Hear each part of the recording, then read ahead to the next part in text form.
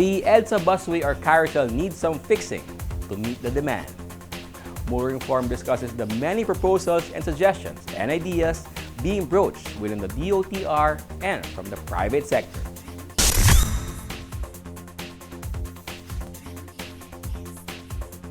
When the Department of Transportation under former Secretary Arthur Togade began phasing in the establishment of the EDSA Busway or EDSA Carousel, it was billed as a solution to the problem of pre-pandemic congestion on Metro Manila's main thoroughfare. Ironically, it was phased in under COVID-19 conditions when there were fewer vehicles on the road and congestion was not the main problem needing to be solved by transport authorities.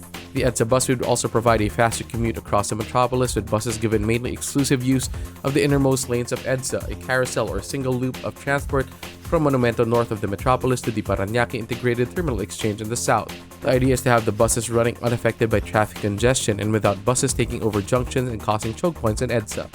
Loading and unloading bays for the EDSA busways were also mainly located in the middle of EDSA, most of them underneath or along MRT3 train stations.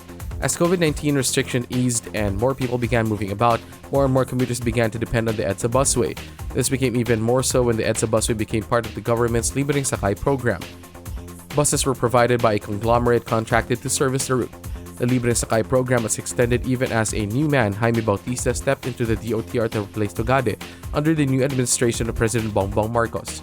By then, the EDSA Busway was barely meeting the demand for transport. The queues got longer, especially during the rush hours, as fewer buses were being deployed by the conglomerates who complained about not being paid for their services.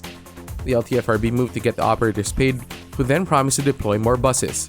But as restrictions were further eased and with schools returning to face-to-face classes and traffic congestion returning to pre-pandemic levels, it has become apparent that the EDSA Busway needs to be improved. The Management Association of the Philippines has written to the DOTR proposing to have the private sector take over operations of the EDSA Busway.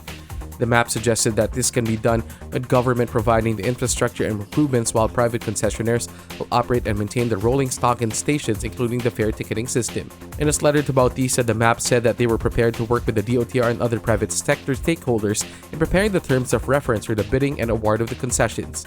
In this way, the private sector can help develop the EDSA Busway to global standards, it said. Meanwhile, DOTR Secretary Bautista revealed that the Swedish government is interested in helping enhance the operational efficiency of the EDSA Busway. This offer of help was coursed through Swedish Ambassador to the Philippines, Annika Thunborg, Bautista said.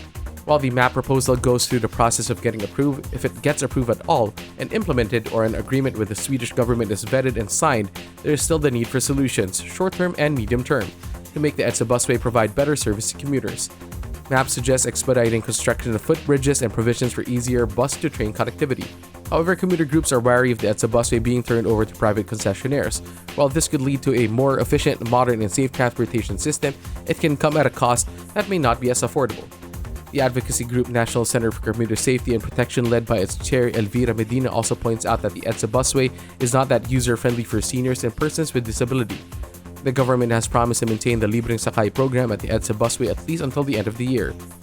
And the least it can do right now is to ensure the carousel will provide as many rides to as many commuters as it safely can.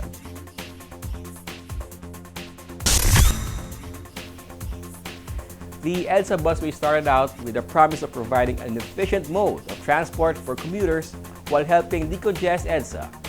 It worked well enough under COVID-19 pandemic conditions. But people returning to work, students returning to schools, it may no longer be working as promised. A fix is needed. Commuters and the public in general should be hoping a solution can be found. The sooner, the better. That's our Motoring Forum this week, courtesy of Suzuki Philippines.